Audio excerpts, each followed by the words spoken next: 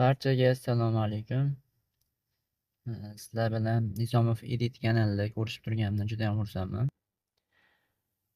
Mana shu Telegram guruhimizda juda ham ko'pchilik qiynalyapti. Mana shu Game Guardian dasturini qanday qilib telefon root bo'lmagan holatda ishlatib, o'sha o'yinlarda qiymatlarini o'zgartirish bo'yicha savollar tushyapti. O'sha guruhimizga a'zolar qiynalib turgani uchun mana xudo xohlasa yangi video darslik tayyorlayapman. O'zi Game Guardian dasturini noldan tushuntirgan videolarim ham bor.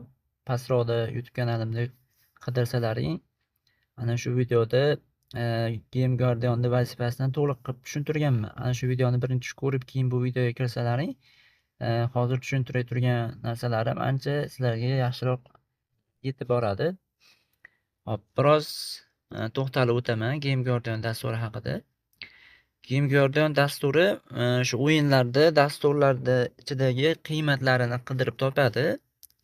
Qidirib topgandan keyin o'sha qiymatni siz xohlagan qiymatga o'zgartirishingiz mumkin. Buning uchun sizni telefoningizda root bo'lishi kerak.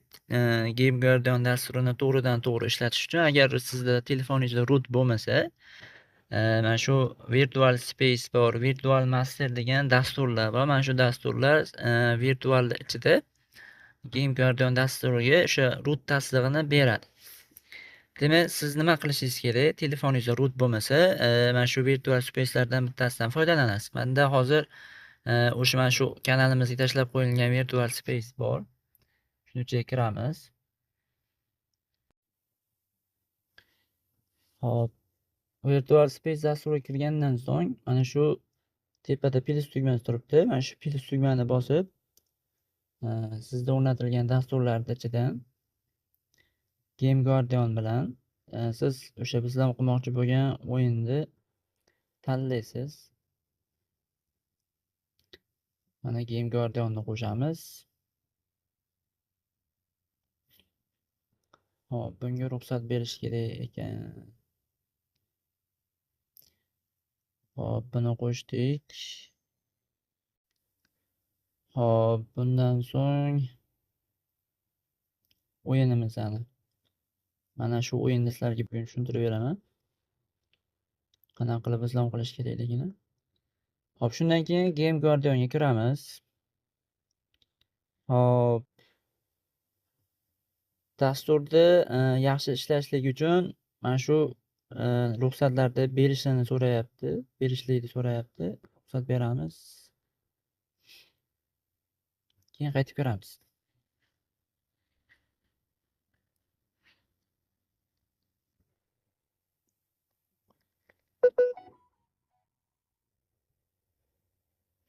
Hop, keyin mana shu joyda ko'pchilikda xato bo'ladi. Mana shu joyda biz o'tkazib yuboramiz mana shu so'rovni. Mana bu so'rovnoma bizga eng kerakli bo'lgan so'rovnoma. Sababi bu so'rovnomaga ruxsat berganimizdan so'ng mana shu Game Guardian'da ekran yuzida suzib yuruvchi nimasi ikoni paydo bo'ladi. Mana shu ikonga ruxsat bermasalaring o'yinda ichida qolib ketib qoladi. Mana shu dasturda ichida qolib ketadi. Tashqariga chiqqanligida alohida bo'lib chiqmaydi. Shuning uchun ignor qilmaymiz buni. OK deb bosamiz. Bizga mana shu nastroykaga olib kiradi. Keyin mana shu nimaga ruxsat berib qo'yamiz. Virtual Space uchun. Qaytamiz. Keyin mana shu holatdan keyin o'zgartirgan nimalarimiz, ruxsatlarimiz tasdiqlanish uchun restart yana qaytadan kirib chiqamiz bir marta.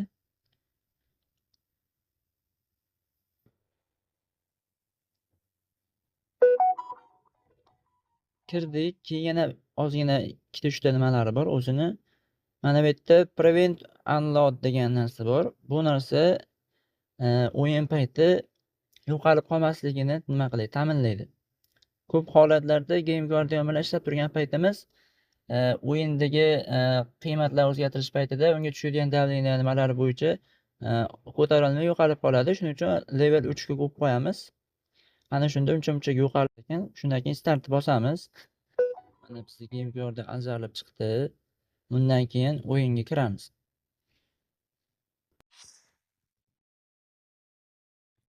Hop, hozir Virtual Space'da mani telefonim ko'tarmadi. Sababi device'imda meniki kuchsizroq. Sizlarda bo'lsa bemalol ko'tarib o'yin ichiga kiradi. Men hozir telefonimda root bo'lganligi uchun Game Guardian'da to'g'ridan-to'g'ri ishlatib ikonni chiqardim. Men o'yinga kirdim. Sizlar bo'lsa o'sha Virtual Space'ga kirasizlar, Game Guardian'ni qo'shib, o'yinni ham qo'shib. Undan keyin Game Guardian'da men ko'rsatgan holatda sozlaysizlar, startga bosib o'yinga kirasizlar.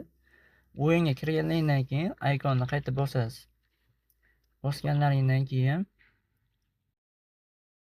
bizda mana shunaqangi protsesslar chiqarib beradi. Biz uni ichidan mana shu o'yinimizga tegishli bo'lgan protsessni tanlaymiz.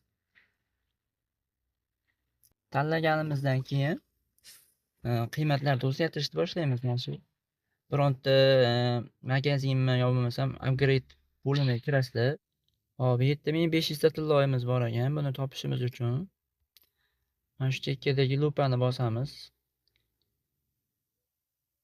Va bizda hozirgi turgan qiymatni yozamiz. Pastdagi type degan joydan mana shu D raqamli Dword turini tanlab New Search'da bosamiz. Pastda o'ng taraf pastda turibdi. New Search'da bosamiz.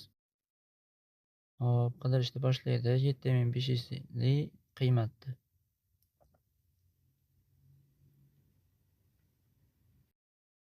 Hop, mana bizga bu 6 ta qiymatni topib berdi. Bu 6 ta qiymat ichida mana shu tangamizga tegishli bo'lgan adres ham bor. Boshqa narsalarga tegishli bo'lgan adres ham bor. Mana shularning ichidan tilloyimizga tegishli bo'lganini ajratib olishimiz uchun endi mana bu qalamda bosamiz.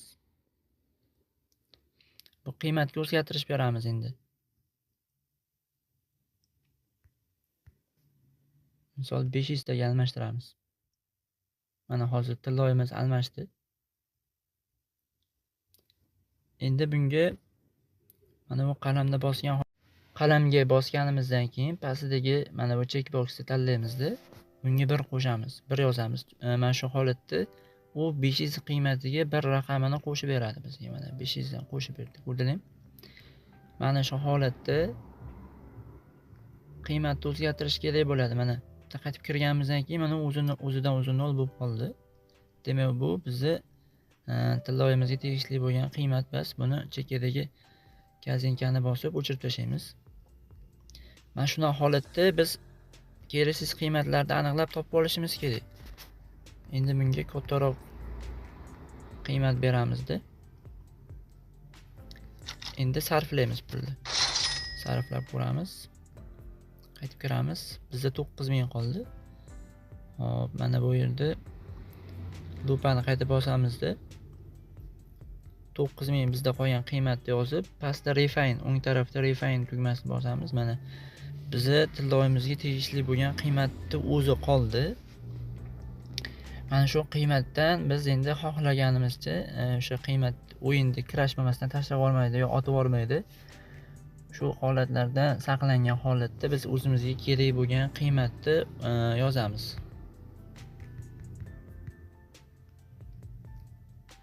Mana bu endi xohlaganimizcha o'sha o'yinimizdagi kerakli bo'lgan narsalarni sotib olishimiz mumkin, boshqa qilishimiz mumkin.